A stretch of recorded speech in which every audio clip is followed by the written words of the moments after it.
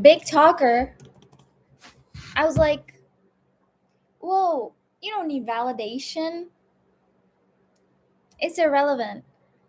And I know I did live by it, and I didn't ask, like, are you mad at me? I didn't, with words.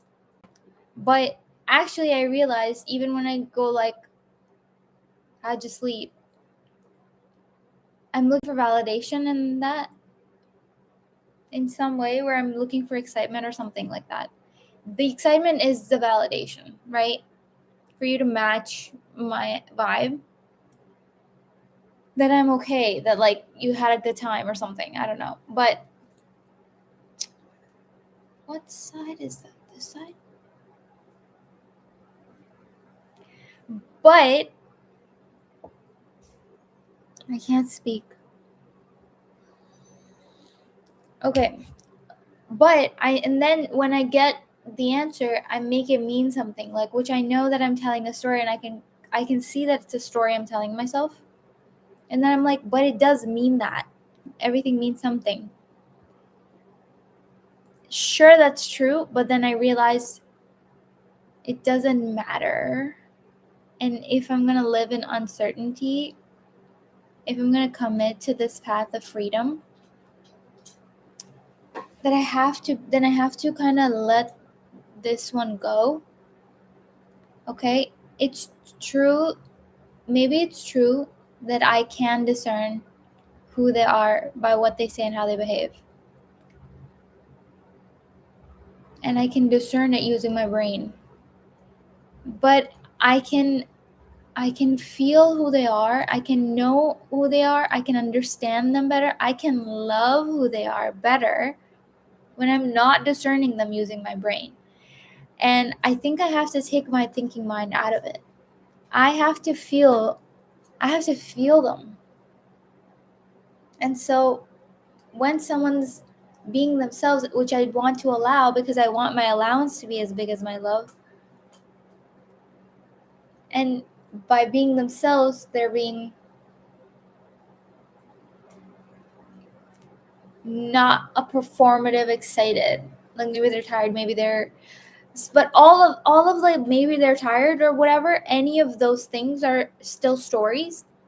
Regardless of anything, they're being themselves, they're choosing words, they're choosing behaviors, they're choosing actions. And I want to allow it. I want it to be. I want it to be here in between us. I want to make room for them and their expression of self. And to do that, I want to commit to not telling stories. I want to commit to not even telling a multitude of stories. Like, maybe I select this story, but then I can be like, wait, but it could be any of these other stories. I want to commit to not saying any stories and just letting it be, letting it hang here, letting it be. Because I think the reason that I've been telling stories, obviously, is habit, but also the logic behind that is I'm protecting myself from future disappointment, rejection, dejection. They're going to hurt me. And so before they can do that, I can discern it. And I can see it coming. It won't be a shock or something. But I now trust myself enough to really be able to discern, to use my intuitive mind to discern things.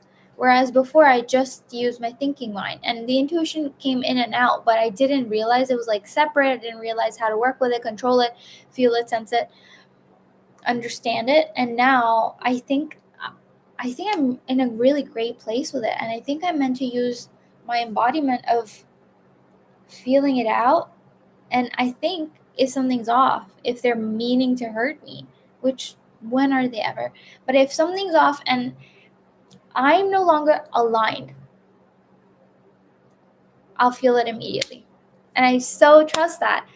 That I'm like no longer afraid, and I don't need to make perfect decisions, and I don't need to, like, for example, like, if someone's not validating me in some certain way, then I go like, well, then I don't want to do this certain thing with them, so that the rejection's not there, or that, oh, like I take that to mean that I'm not aligned. But in certain circumstances, I think like the validation doesn't mean that I'm not aligned, because I still feel good. Do I feel good on my end? This is a live one, and I don't want to share too many. I'm gonna make it private. No, I'll make a second one where I say private things. I want to keep this one. I feel great on my end. I feel great. Slept great. I feel great. I'm excited. I'm happy. There's nothing else in me. Like, I'm really searching. Am I like deluding myself? Even if I am deluding myself, I think at some point down the line, I'll be like, suddenly I am upset, And then I can be like, not working for me. Doesn't need to always be premeditated, like I'm preventing things, prepared, pre-planning. No, I can just experience it in real time. I'm making decisions in real time, and I'm happy with the decision I made yesterday. So far, I'm happy with everything yesterday. And then I also realized that their behaviors and actions I don't need to decode anyway. The only reason I could have been decoding was for protection, but we've solved that. What I don't need to decode them, because their choices mean something about them. What I want to do is feel them in a different way, in the way that only I can. In the way that only I can. Sort of through love and vibe and embodiment. Allowance of who they are.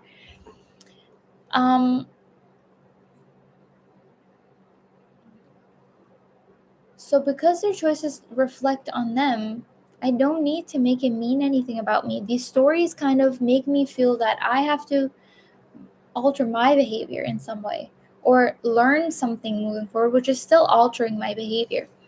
I don't. All I have to look at is, did my choices reflect me? Did they? Yeah, they did. They did. My excitement and my curiosity, my joy reflects me, and I'm living a better life because of it. If someone doesn't match my joy, it's not because I didn't make them feel joyful. It's because they have to build that capacity for joy within themselves. And maybe they haven't, maybe it didn't make them feel joyful, maybe that's true.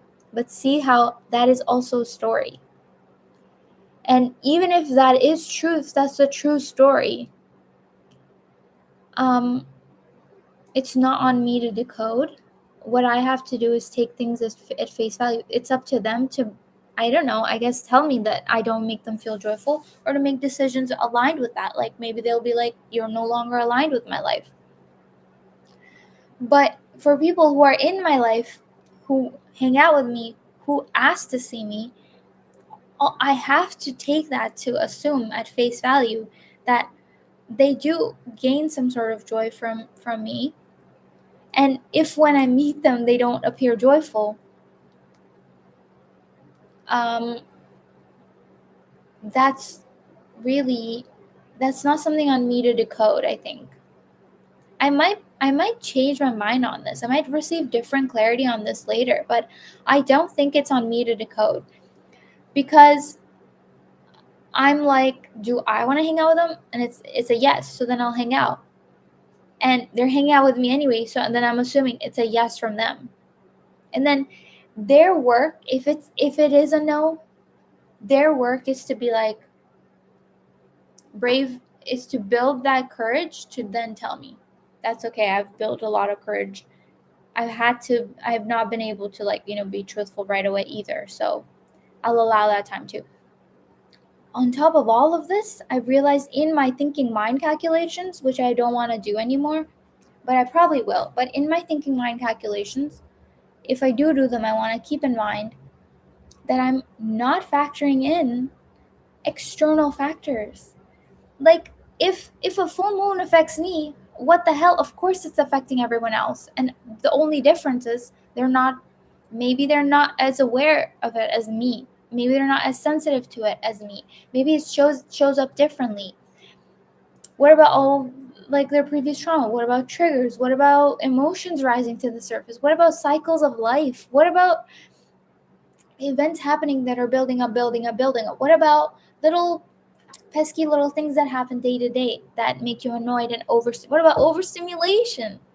All of these things I'm not taking into account, and I'm going, they must hate me. And I've done that. Yeah. What about like journey of life kind of patterns and changes? What about if I really think about of my life, there have been lessons that are like, I remember the lesson, I don't remember the person, I don't remember the situation, I don't remember the hurt. So what if they're going through a lesson and I'm not meant to know it? I'm not meant to like poke and prod and know things because I've made a decision yesterday that I don't want to know things. Unless they're given to me and unless it's important for me to know, which I know that I'll know. So what if they're going through a life lesson and I'm a supporting character?